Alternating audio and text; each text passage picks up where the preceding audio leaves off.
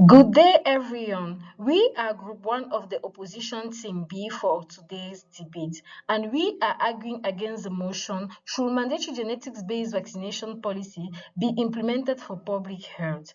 Our team is made up of Onlakulehin Adebozu from Nigeria and myself, Lem Ella Melanie from Cameroon. I will be the one presenting. Our plan will be as follows. Let us first clarify what this means. A genetics-based vaccination policy refers to vaccination strategies tailored or triggered based on individuals' genetic profiles. Making such policies mandatory would imply enforcing vaccines depending on one's DNA, often without individual consent.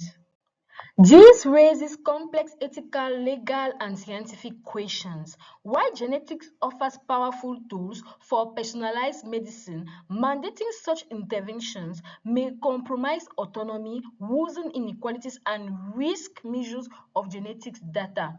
As part of the opposition, I firmly believe that mandatory genetics-based vaccination policy should not be implemented. In the following argument, I will show that such policies, while scientifically promising, pose major concerns related to privacy, discrimination, feasibility, and public trust. Ladies and gentlemen, while the idea of using genetics to improve health sounds innovative, we must not confuse potential with policy.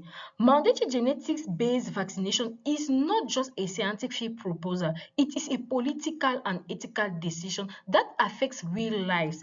Enforcing vaccines based on someone's genetics makeup can lead to dangerous consequences, violation of individual autonomy, discrimination based on genetic traits, and risk of stigmatizing communities with certain genetics profile. Furthermore, the science behind this genetics prediction is still evolving. Using them as a basis for mandatory public health actions could lead to misdiagnosis, exclusion, and loss of trust in health system. We are not against science or vaccination. We are against making genetics a compulsory gatekeeper for health rights. In a world where health equity and consent matter, we must say no to mandatory genetics-based vaccination policy. As the opposition, I will now present three key arguments to show why mandatory genetics-based vaccination policies should not be implemented. Firstly, ethical and privacy concerns. Mandatory genetics-based vaccination will require massive genetic data collection. This opens the door to privacy violation, potential misuse of genetic information by the government, insurers, or corporations, and loss of individual control over personal data. In countries with weak data protection laws, this could lead to genetic surveillance or discrimination. As shown in a 2022 study by the World Medical Association, there are still no universal safeguard to protect genetics information from being used beyond medical intentions. Secondly, risks of genetics discrimination and inequality. Genetics-based policies could lead to targeting or excluding certain groups based on their DNA. People with specific genetics variant might be unfairly labeled as high risk or public threat. This echoes past abuses, such as the eugenics movement, where science was used to justify segregation or forced interventions. A paper published in Polygenic Risk Cause in 2023 warned that applying genetic stratification in public health without social safeguards may exacerbate health inequalities, especially in African and Latin American populations underrepresented in genomic databases.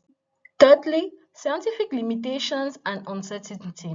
Genetic science is still imperfect and probabilistic. Just because someone has a genetic predisposition doesn't mean they will develop a disease or react the same way to a vaccine. Implementing mandatory policies based on uncertain data could lead to false positives, unnecessary intervention, and public distrust.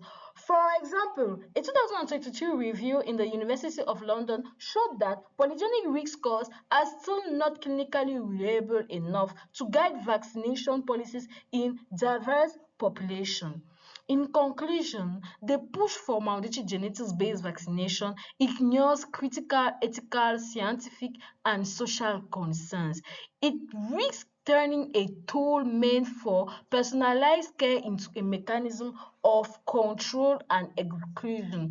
As the opposition, we believe such policies are premature, unjust, and politically risky.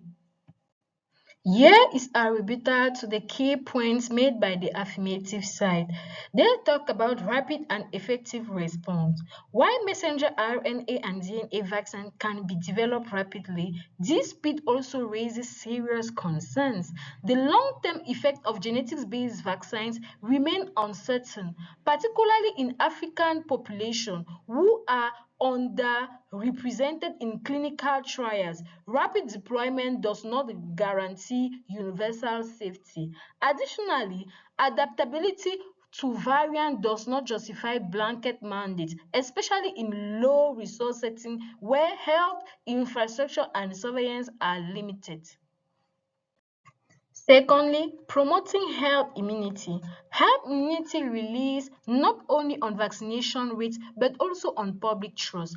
Mandatory policies enforced without transparency and respect for local context can breed resistance and skepticism. In communities with historical medical mistrust, voluntary and inclusive approaches are often more effective than coercion. Achieving collective immunity through force risks backfiring. On the other hand, scientific and ethical imperative. Ethics demand more than public health efficiency. They require informed consent, individual autonomy, and consideration of genetic diversity.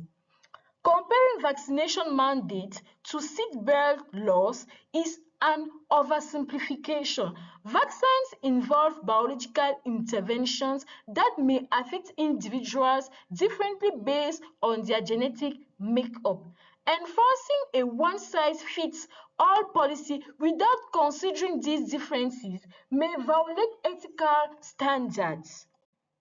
Economic and social resilience. Economic and social distribution during pandemics often result from poor crisis management, not vaccine hesitancy alone.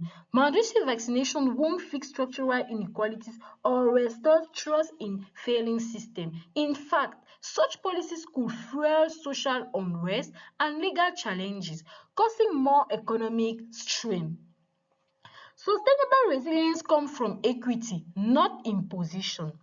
Finally, to respond to the final point of addressing misinformation and hesitancy, we can say that mandates do not automatically reduce misinformation. They can amplify suspicion and conspiracy theories, especially when people feel coerced or silenced. What actually builds vaccine confidence is transparent communication, scientific literacy, and culturally sensitive outreach. Trust is earned through engagement, not enforcement. In summary, public health policies must be grounded in trust, equity, and voluntary participation, not genetics mandates. In conclusion, mandatory genetics-based vaccination may sound like progress, but in reality, it opens the door to genetic surveillance, discrimination, and mistrust.